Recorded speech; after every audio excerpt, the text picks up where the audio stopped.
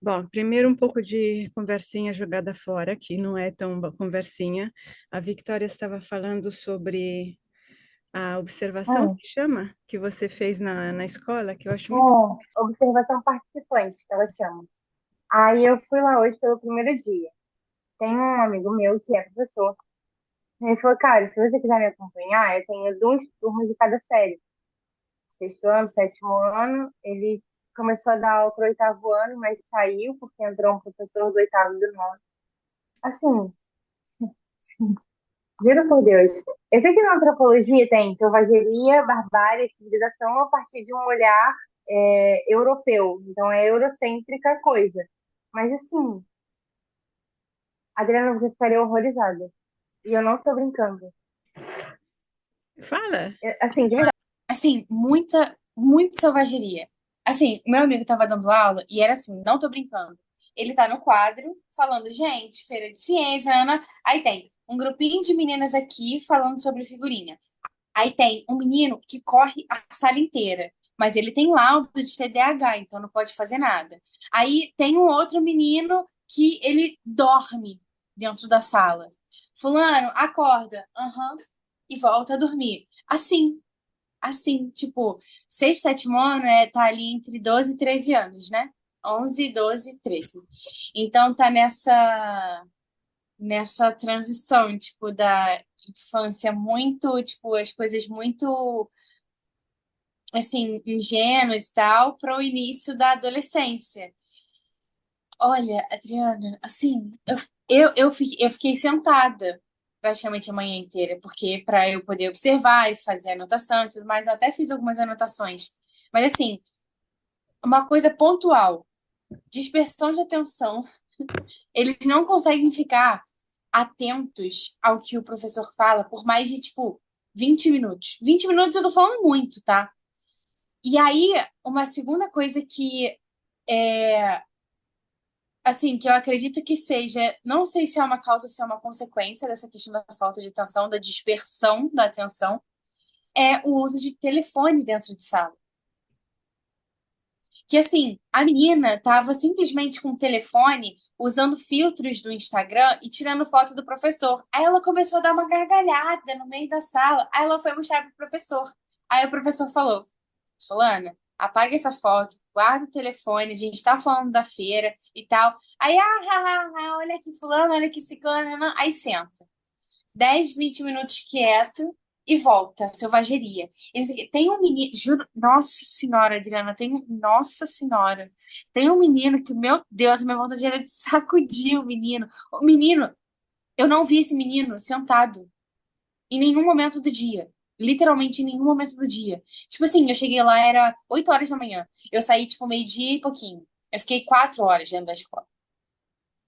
E aí ele foi abrir a boca dele para falar, porque ela trabalha com psicanálise. Eu falei, pra que você vai falar? Aí a diretora, se você souber de alguma coisa, se tiver conhecimento, traz pra gente tudo que a gente puder trazer para ajudar, para não sei o quê. Eu falei assim, gente, até a diretora da escola está desesperada. Assim, eles vão ter que fazer, tipo, eles não estão. Tem duas turmas que estão com problema de nota. E aí, tipo, eles vão ter que dar trabalho extra, porque precisam fazer as crianças ganhar nota.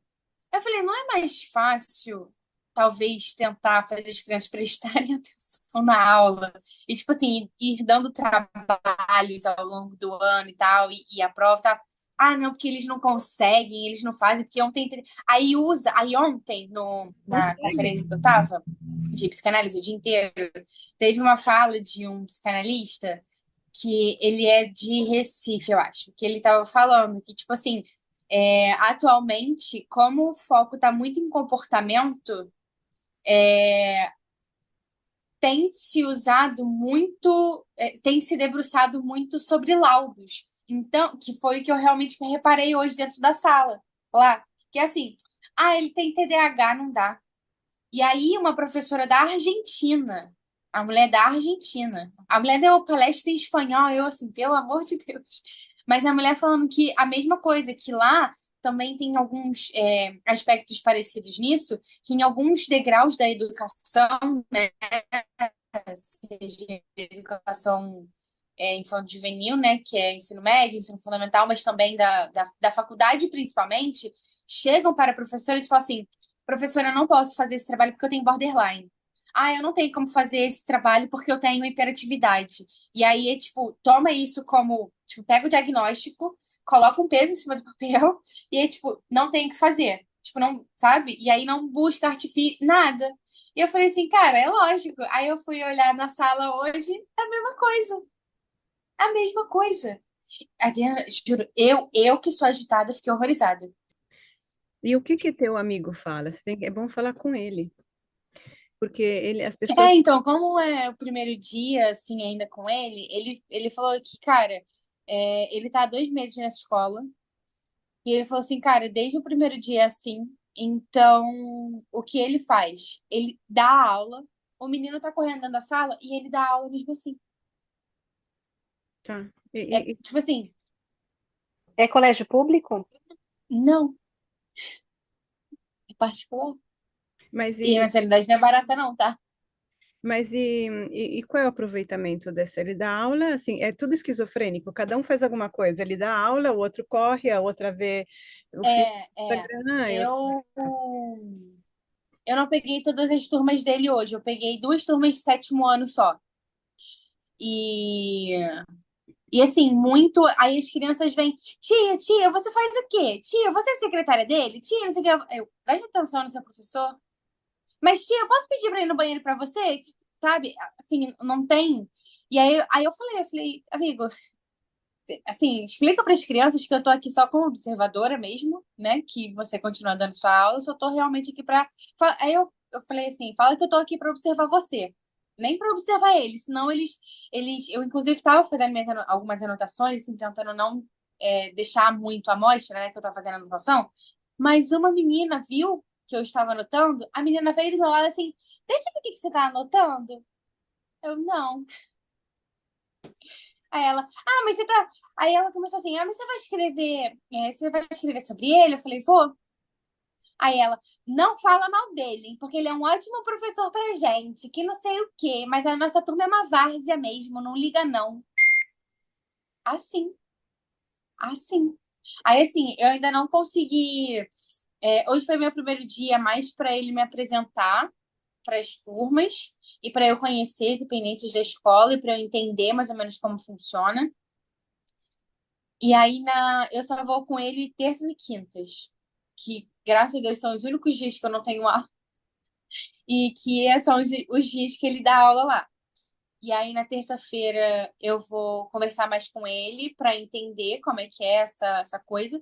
Mas ele falou que, cara, ele falou assim, cara, eu dou minha aula, tipo, Tá, basicamente mas com ou sem aluno Victoria, enquanto. do ponto de vista da antropologia, por que que você define a situação, aquele nível como a selvageria, o nível da selvageria, que é o primeiro, né? Então, tipo assim, tem o líder, entre aspas, tem o professor, que é a figura de autoridade, né? Então, em tese, o professor entra na sala, teria que fazer o quê? Silêncio, respeito ao professor, assim, tem muitas questões sociais também, né? Mas aquela coisa de respeito à autoridade que está na sua frente. Eles não têm. É, Eles, assim, eles fazem muitas piadas, muito, assim, usam de muitos termos pejorativos mesmo para falar uns com os outros. Cala a boca, xing-ling. Ai, vai, gordão. Não sei, assim, sabe? E ele vai dando a aula, e a criança levanta, vai beber água, volta, não fala nada. A criança levanta, vai na cadeira do amigo, dá um pescotapa no amigo. Qual é? Foi na brincadeira, foi mal, foi mal, foi mal. Acabou. Senta de novo, levanta. Fulano, você fez o trabalho de não sei o quê? Quanto você tirou na prova? Não sei. Não, não tem uma. Mas como se define o estado de selvageria na antropologia? É, é isso, assim, tipo. É porque pra mim isso é selvageria. Não, não, mas tem que saber exatamente o que Lewis Morgan denominou como selvageria. Os principais estágios da evolução cultural dos homens são a selvageria, a barbárie e a civilização. As principais características tecnológicas de cada um desses períodos são a selvageria. Esse é o estágio caracterizado pela prática da coleta e caça. Se vocês não se lembrarem bem, eu cito isso no curso O Grande Amor da Minha Vida, né? E aqui os estágios de selvageria, barbárie e civilização estão definidos na questão da organização do convívio humano e, portanto, Isso. as técnicas que permitem melhorar a qualidade de vida. Seria mais falta de normas e essa. Ah, é porque tá anotado lá no meu caderno, mas eu não vou lembrar agora. Mas é bem isso aí que você falou, tipo, a questão de organização, assim, É, do ponto de vista psicoanalítico, o que que você vê? são crianças esquizofrênicas É uma realidade esquizofrênica, completamente histéricas. É histéricas, é terrível falar a isso, mas palavra. assim, é realmente um estado de histeria completo. Sim. E esquizofrenia também. Porque ele dá aula, a criança tá brincando, a criança brinca de bater, tipo, duas crianças É brincando que de cabo de guerra com casaco. me soa esquisito a palavra definir crianças, esses indivíduos, entendeu? Porque a gente tem uma vivência, uma sensação da palavra criança que não condiz com esse comportamento. São indivíduos pequenos, de uma idade menor, sendo. Mas então, sendo completamente histéricos no sentido que a gente dá. Quer dizer, no sentido que está bem exposto no básico 2, ou seja, eles estão no imediatismo completamente sem reflexão nenhuma, não sabem o que estão fazendo, não assumem responsabilidade por nada, e o sistema, a classe inteira é esquizofrênica, porque são partes de um todo que funcionam de forma autônoma e não entrelaçada uma com a outra. Eu acho, Adriana, que agora eu tô começando a entender. Agora, olha só, outubro de 2024, mas tudo bem. Eu acho que agora eu estou começando a entender o conceito de entropia e negentropia. Perfeito, mas é totalmente na entropia, exatamente. Assim, Ser terrível. esgotante para ele. Então ele se concentra na sua aula, só que assim, que não é, é quase um funcionário, né? Ele é quase se fosse um funcionário público que não está nem aí com o trabalho, tem que fazer, que tem que cumprir, e eles não sabem como lidar com esses indivíduos.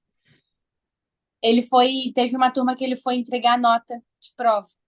E aí foi aquela euforia, assim, né? Ninguém cala a boca, nada, nada. Ele assim, ó, vamos fazer silêncio, eu vou chamar vocês aqui na frente, você pega a prova, você vê sua prova, me devolve a prova e senta de volta. Na semana que vem eu vou entregar o documento para vocês, mas hoje eu vou mostrar a prova de vocês para vocês e a gente vai debater. Não teve debate. Por quê? Porque vai cinco, assim, eu olhei para baixo, fui fazer uma anotação, quando eu olhei de volta, tava ele, dois meninos aqui, duas meninas aqui e uma atrás. Ô, tio, os cinco. Aí um assim, ô tio, mas não pode, assim, cada um falando uma coisa. E, assim, aí eu perguntei, assim, quando passou essa primeira turma, assim, eu perguntei assim, como você consegue, Hum. como você consegue, tipo, lidar com isso, tipo, no momento e depois que isso passa? Porque Adriana, eu falei pra ele, eu falei assim, cara, eu acho que eu preciso ficar uns 5 dias em silêncio sem ter contato com ninguém. Não, sério, sério. Eu falei assim, gente, a criança tá o tempo, assim, atrás dele o tempo todo.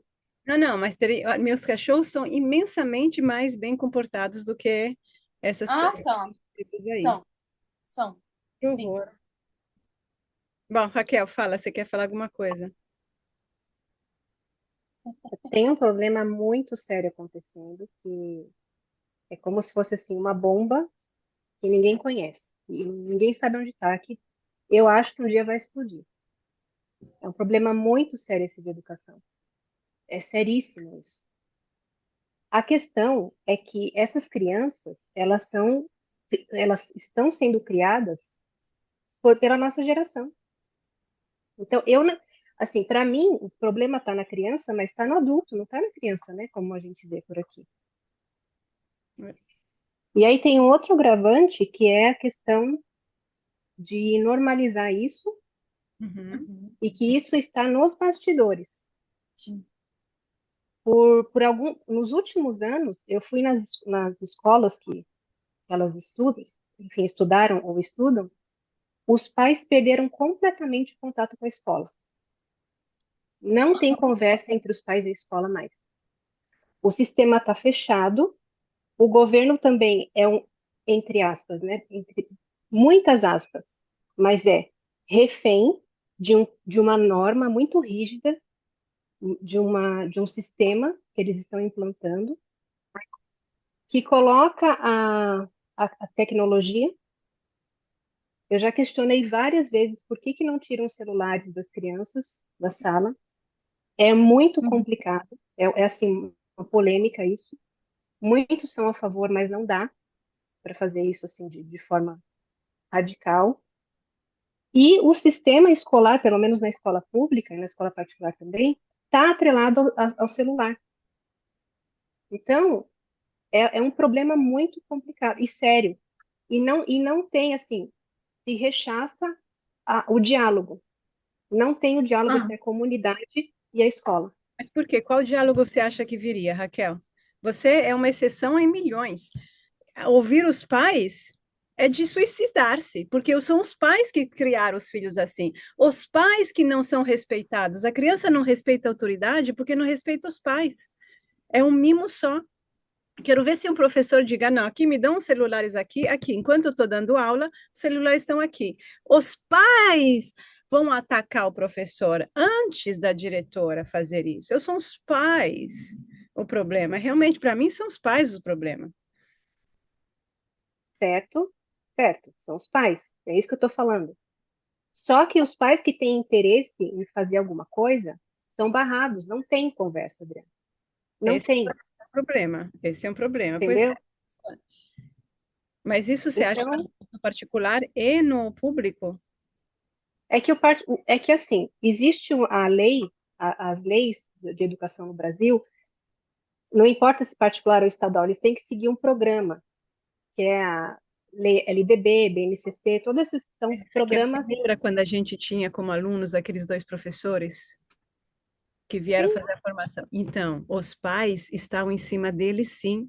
Tanto que uma das dois me disse, eu preciso saber como lidar com os pais. E a outra pessoa que eu atendi, que estava numa escola chique, bem chique, os pais eram um problema. Então, assim, talvez depende de quanto dinheiro se paga para ir para a escola, sei lá, ou do lugar, porque os nossos alunos não estavam numa escola de gente muito rica. Então, não sei se é aí, não sei como é que é, mas a gente então, e além disso, também existe o agravante de que é uma coisa intrincada com a outra, porque eu penso nisso muitas vezes. Eu estou ainda nesse meio como mãe, e também como estudante e próxima de professores. Então, é assim, é, eu penso que o problema maior é que as escolas, a comunidade, não vou dizer nem escola, mas a comunidade não acaba não tendo autonomia, entendeu? Porque a escola é um lugar social. Só que esse lugar social, ele está atrelado a normas federais. Isso é muito sério. Nem os diretores podem ser eleitos pela comunidade mais. Não podem.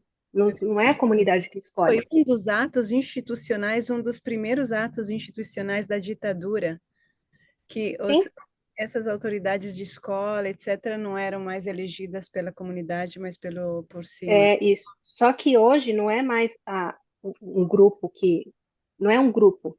É o sistema. O sistema tá tudo assim. Tá tudo atrelado à tecnologia. Entendeu? Então, Mas até o conteúdo está pronto já. Os professores não podem o que a dar um gente faz, conteúdo então? novo. Então, é um trabalho, eu vejo mais de formiga mesmo, entendeu? Mais de Por exemplo, isolado. aí a diretora está aberta para uma sugestão. Que sugestão vamos dar? Eu dou uma sugestão. A diretora está aberta, você tem que dizer que você é estudante de psicanálise, e sim, eles têm que saber, tem que saber. E você pode muito bem falar para esses indivíduos menores de idade, sim, eu estou observando vocês. Não precisa se esconder. E começa a estar, porque eles não têm limites, é completamente sem limites. Não tem respeito, limite, noção, nenhum pensamento, eles sequer raciocinam. É só literalmente comportamento. É assim, ai, quero fazer tal coisa, vou lá e faço. Ai, do nada vai lá e mete um tapa no coleguinha do lado, tipo, do nada, sabe? É assim.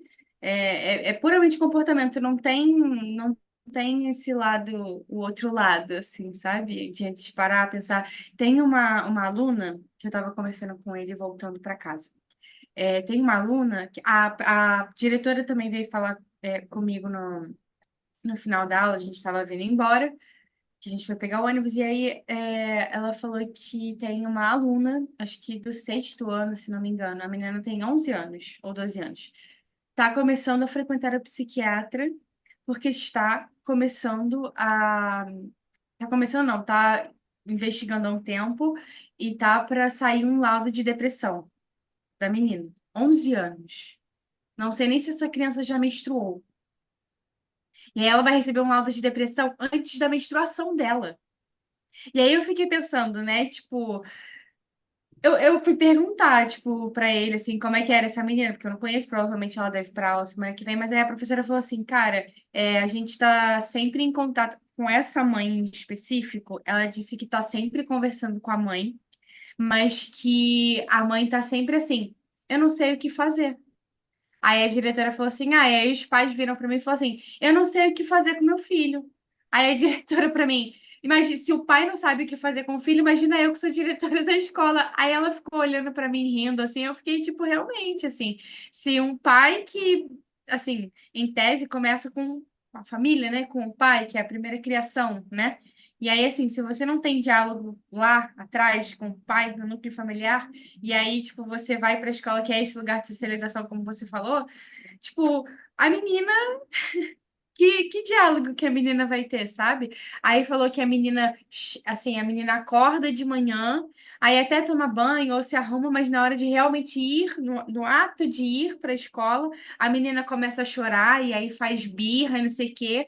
Aí os pais recuam e falam, tá bom, então não vai para a escola. Aí os pais cedem. Mas aí eu perguntei, mas, tipo, o meu ímpeto era, como é que é o diálogo com os pais? Como é que os pais fazem? Tipo, sabe? Mas, Eles não sabem. Eles não sabem falar, não sabem, porque é aquilo que a gente viu no Básico 2. Não, não, os pais estão completamente mergulhados, estão veiculando simplesmente essa cultura anônima e consumista e vazia de conteúdos para o filho. Eles não são uma figura de guiança, não tem guiança nenhuma, eles não sabem, não se entendem. Então, sim, você fala, a gente precisa, a gente poderia fazer um trabalho com eles, porque precisa fazer um trabalho com os pais, para ajudar os pais a entender o filho. E precisa fazer um trabalho com o filho, para a gente, ou com um novo olhar, tentar entender o que o filho tem. E aí, criar uma nova comunicação entre pais e filhos. E, consequentemente, também seria muito bom com a escola, porque a escola é uma, ainda mais nessa idade, uma continuação da família. assim, eu vi muitas crianças, assim, que parecem ter, sabe, aquelas crianças que você olha, assim, você acha, assim, ah, essa criança parece ter algum potencial, sabe? Mas, assim, ele tava até, eu tava até perguntando para ele das provas, assim, é uma prova que vale 40 pontos. Assim, de, sei lá, 100 crianças, tipo, entre 10 e 15 crianças tiraram mais de 20, se não me engano. A grande maioria, tipo, 75% dos alunos, 80% dos alunos tiraram, tipo, teve um aluno que tirou, acho que 5 pontos, 5 de 40. E aí, assim, a diretora tá, tipo, desesperada, porque ela falou assim, eu preciso passar esses alunos de ano. Aí eu fiquei, tipo assim, A criança, tipo, aprendeu a matéria? Ela absorveu alguma coisa? Ela entendeu? Qual que é a relação? Sabe? Não tem, é inexistente.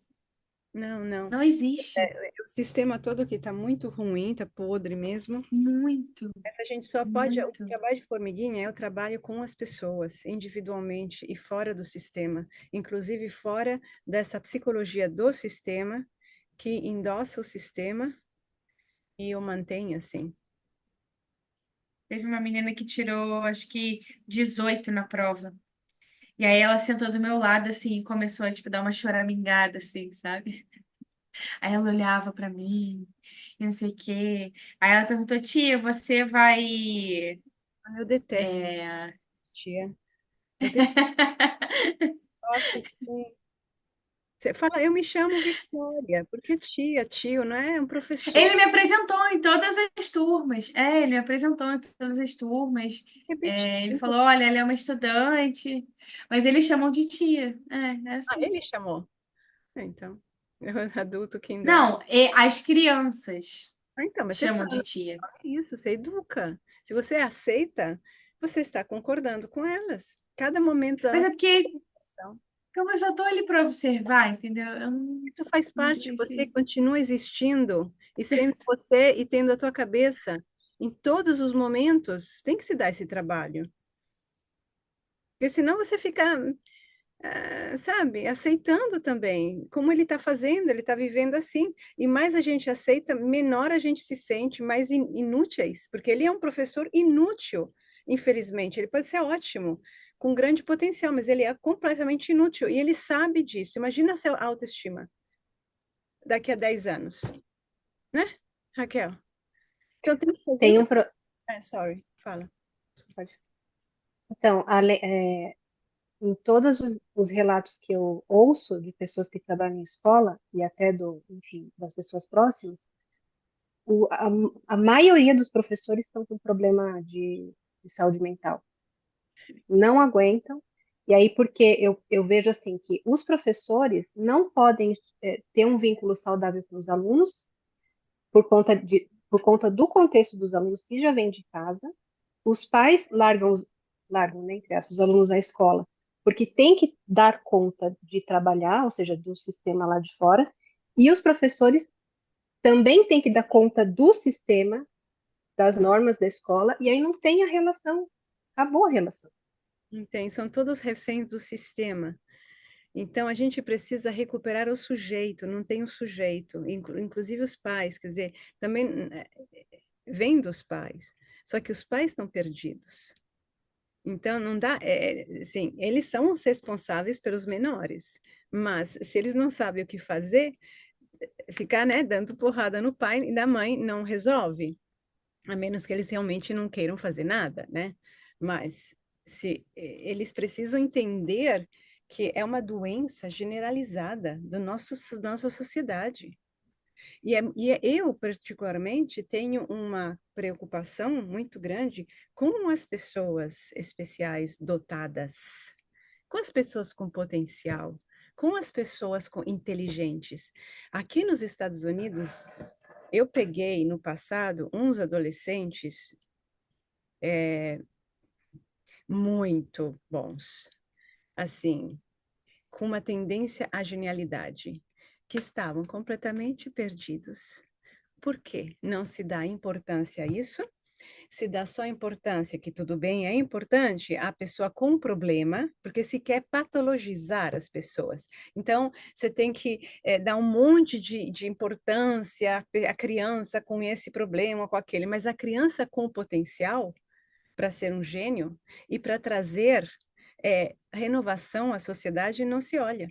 Minha filha estava na classe das crianças, era uma classe de pessoas dotadas. Uma porcaria, sinceramente. Era tão baixo o nível. Assim, as nossas conversas, minha filha, isso aqui a gente faz assim, é um negocinho de nada. Não se dá, é tudo trazido para baixo. E aí, entendeu? Quando a gente vê uma criança nessa idade, que é uma idade de transição, com potencial, precisa imediatamente investir nela, porque ela vai se perder. elas ficam no fundo da classe na hora, não são ouvidas, ninguém ouve, ninguém percebe o potencial delas, aí elas não se entendem, abrem mão, se sentem é entediante uma aula.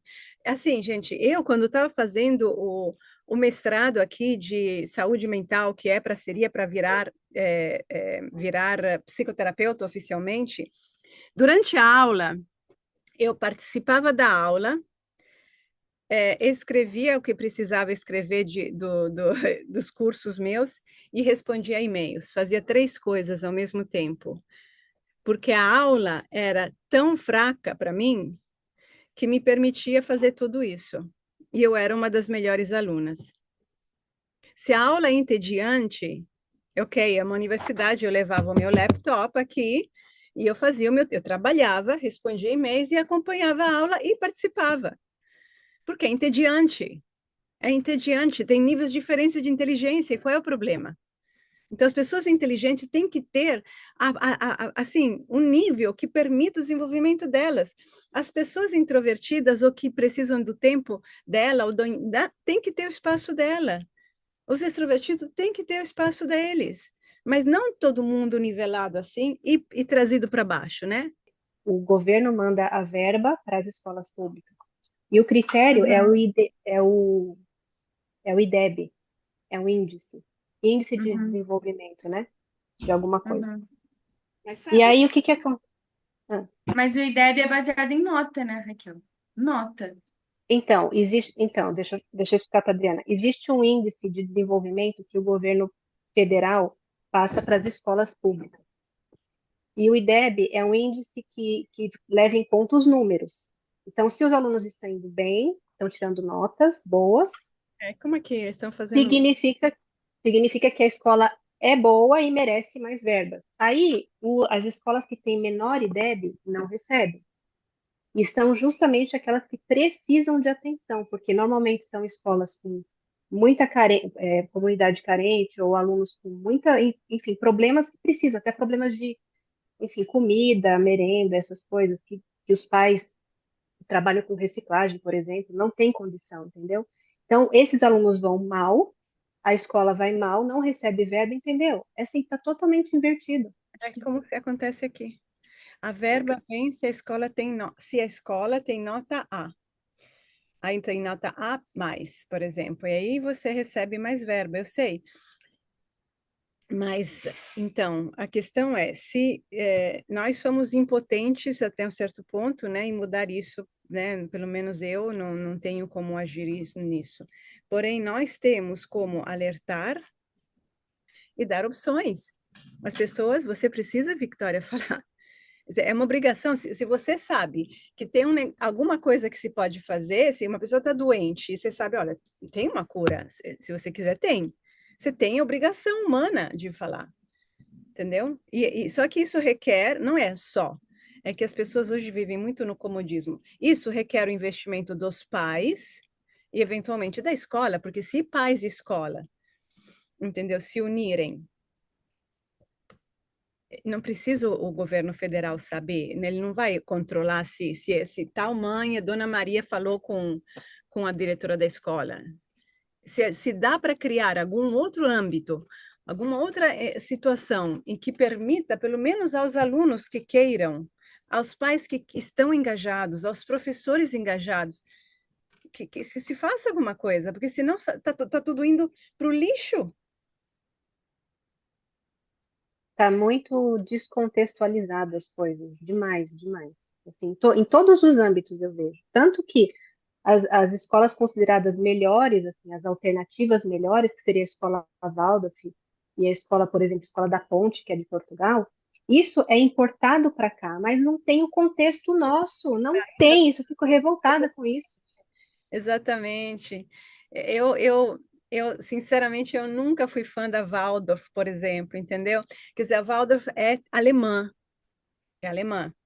A Alemanha é o lugar onde o pensamento se expressou de uma maneira magnífica, sofisticadíssima, o maior do mundo, né? Chegando em Hegel, depois o outros, Marx, alemão, enfim, tudo. A Alemanha. Então, da Alemanha, que vem uma escola que bota a mão na massa, faz sentido, né? totalmente. Agora, eu nunca botaria minha filha na Waldorf, ainda mais no Brasil.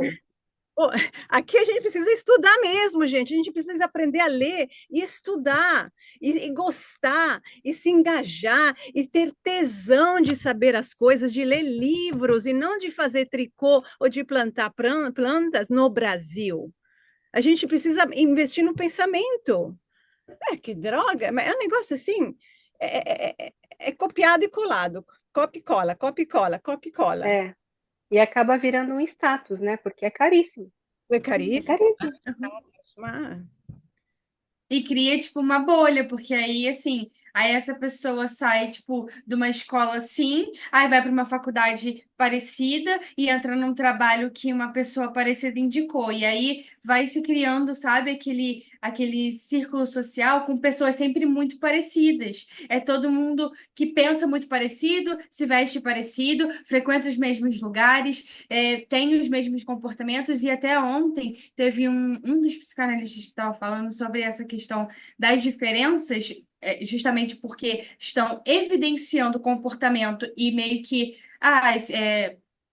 não se valoriza, não é que não se valoriza, né? Mas assim, como se supervaloriza o comportamento, porque vamos então dar remédio para essa criança, vamos colocar essa criança para fazer não sei o quê, vamos.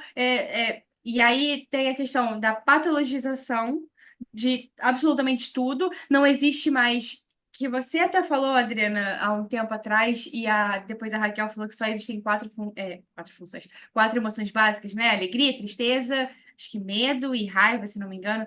E assim, não existe mais a criança está com medo, a criança está triste, a criança está num dia ruim, vamos botar assim. Não, é assim, a criança a criança tem TDAH e ela está no modo hiperfoco. A criança tem depressão e ela está num grau elevado. E aí, era uma psicanalista, na verdade, falando que, assim, como se está se desfazendo disso, porque está se supervalorizando o comportamento, porque você está criando pessoas parecidas, que fazem as mesmas coisas, se interessam pelas mesmas coisas, e você não desenvolve o pensamento, a pessoa não acessa sentimento, então, se não acessa sentimento, não sabe nem o que está sentindo, então, se a pessoa não sabe o que está sentindo, como é que ela vai chegar para uma pessoa que vira para ela e fala de sentimento? Tipo assim, se eu não sei o que que eu tô sentindo, como é que. Aí eu vejo uma pessoa chorando, eu não vou me aproximar da pessoa, porque eu não sei falar, eu não sei o que que é isso, meu Deus, um choro, nossa, então parece. Sendo que, de qualquer forma, que isso que as pessoas fingem não saber, não, a psique continua lá, o inconsciente continua lá, as emoções não acessadas, não reconhecidas, negadas, continuam lá, e elas vão só crescendo, e a pressão interna vai crescendo, portanto, a patologia, né, que é o mal-estar, vai aumentando. É um modelo americano, né? É um modelo americano. O próprio TCC é americano, completamente americano. Só podia ser americano, assim. Eles mensuram. Não, juro, é só isso. É americano. Não tem outra coisa.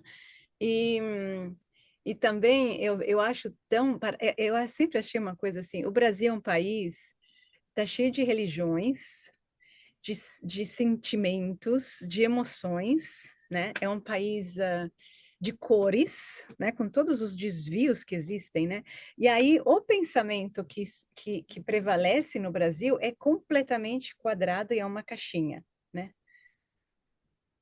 Não abraça Eu, essa multiculturalidade, essa riqueza, não abraça, então só nega, só se afasta, porque são incompetentes. Gente, acadêmicos, oh meu Deus, não tem competência conceitual, gente, incompetentes, que brasileiros vocês são, vergonha, vergonha, falando para o público, para os intelectuais, os psicanalistas, os acadêmicos. Não se pode usar uma psicologia americana para falar do Brasil? Putz, grilo. Assim, é um negócio impressionante e mata a riqueza do país e aí depois a explora, certo? A explora e se ganha e depois vai fazer compra em Miami. Vergonha, vergonha classe A, vergonha. Que horror, que horror. É uma das primeiras coisas que eu cheguei no Brasil, eu falei, mas assim, como que os lacanianos têm espaço no Brasil? Como? Aí depois tem que ser porra louca para conseguir respirar um pouco. Não. Ou você é totalmente na caixinha, um quadrado, imitando o estrangeiro, sempre imitando. O Brasil está sempre imitando o estrangeiro, que sejam os ingleses, os franceses, ou os americanos, está sempre imitando. Aí a autoestima vai lá no chão. Aí vem aqui se fingir de americanos. Ah, pelo amor de Deus, não precisa, não precisa. Transforme o que você tem em riqueza verdadeira, mas tem que usar a cabeça, tem que fazer o esforço de sentar a bunda na cadeira e estudar. Certo? Eu acho que o brasileiro não se reconhece. Eu não tem assim, Identidade. Quer dizer, ou não é tem. futebol, ou é samba, adoro samba, né? Sim. Mas é o quê? É música? E o que é o Brasil? Mas, porca, é um negócio de louco, insiste, insiste. Insiste, eu E sofri pra caramba, porque eu sou meio estrangeira, aí parece de a Europa, aí te malham, porque você não é. É só baixa autoestima. Tem que arregaçar as mangas e trabalhar no Brasil sem essa separação. No sentido, vamos fazer o grupo, sei lá, específico lá da terra, dos ancestrais, e depois tem. É tudo isso é Brasil. Não tem uma coisa separada da outra. Enfim. Então, eu acho que deveria ter a possibilidade, os pais interessados, os diretores de escola interessados, os professores, a gente só pode trabalhar com quem tem interesse em fazer algo melhor e fazer da própria vida algo mais satisfatório. Se eles têm, se existem essas pessoas, a gente consegue trazer um trabalho legal com eles, consegue criar uma nova forma de abordar toda essa realidade, inclusive ensinar a criança uma certa hora, depois que ela, pelo menos se tem o mínimo, como lidar com esse caos. Que ela vai encontrar na sala de aula, quero dizer, né? Porque senão ela está perdida, coitada. Ela está completamente perdida. E é claro que o cara fica correndo o tempo todo na sala, ele está pedindo socorro. Ele está no meio de loucos, pedindo socorro. Me tirem daqui. Considerando que esse sistema de escola que a gente tem hoje é de 100 anos atrás, o sistema é um sistema que todo mundo senta um atrás do outro, o aluno fica 4, 5 horas sentado, tendo que, e o professor tendo que. Aí não tem espaço Não, isso para é conversa de verdade. aluna lá, professora, nossa aluna, era professora de primário, eu acho. Não me lembro nem o nome dela. Mas eu me lembro que ela me contou, ela estava muito preocupada com crianças, porque as crianças, ela era tipo estilo mãe, e elas iam falar com ela. As crianças estavam muito mal, sofriam. E também os pais não sabem ouvir, né? Estão trabalhando, tem que ganhar dinheiro para comprar brinquedo, para comprar, para sair fora, para comer fora, para ir para Disney, e não se ouve. É uma loucura, mas isso não é só fulano cicrana. São todos os pais, é o sistema cultural no qual vivemos, uma sociedade completamente desequilibrada, só que ela não vai mudar sozinha, por milagre. Não vai descer Deus para resolver isso. eu tive uma professora por pouco tempo, porque ela foi substituta de um professor que já estava acabando o semestre, no semestre agora que passou. Ela foi comentar de uma colega dela que é cirurgiã. É cirurgiã, eu não lembro exatamente, mas era uma médica cirurgiã. Então, cirurgião é assim: pipocou uma cirurgia aqui, literalmente não pensa, vai, porque é cirurgia. Então é urgente, então tá sempre de plantão. E aí ela falou que a amiga dela falou assim pra ela, cara, eu vejo meus filhos de, tipo assim, ver os filhos, lidar com os filhos. Ela falou assim, a amiga dela falou pra ela, cara, eu vejo meus filhos 2 vezes por ano. Nas férias do meio do ano, que ela viaja com as crianças, e nas férias de fim de ano, que é entre dezembro e janeiro, que ela também viaja com as crianças. Aí ela falou assim, mas eu tô sempre com o carro do ano.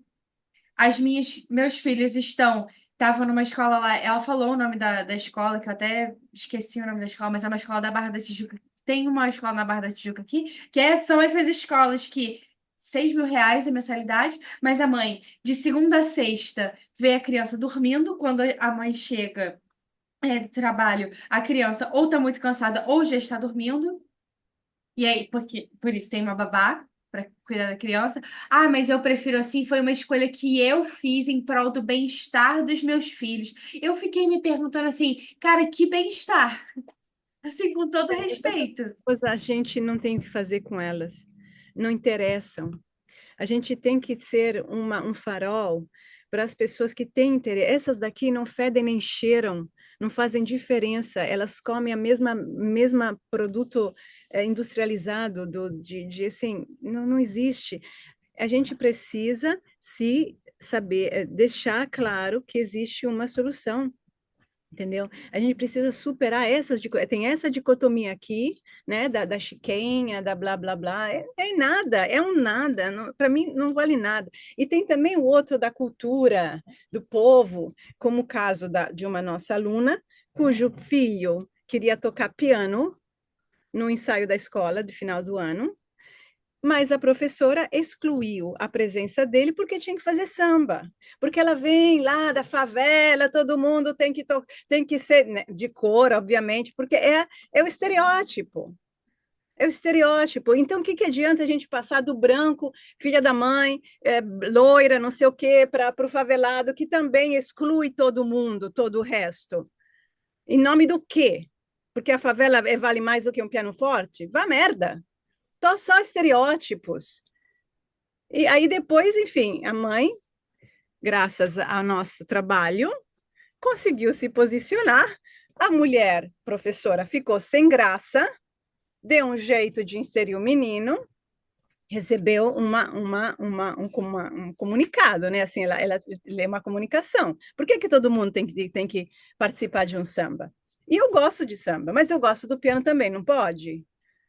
Essa diversidade não pode ser uma sociedade massificada no loiro, no preto, no branco, no vermelho, no amarelo.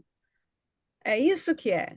É chato, cansa, isso cansa, cansa. Aqui nesse país onde eu estou, tem um sentido de individualidade maior, então tem um respeito maior para isso, tem uma neutralidade maior. Aí no Brasil, como a favela tem que estar por cima, porque como ela vive por baixo, aí culturalmente tem que estar por cima.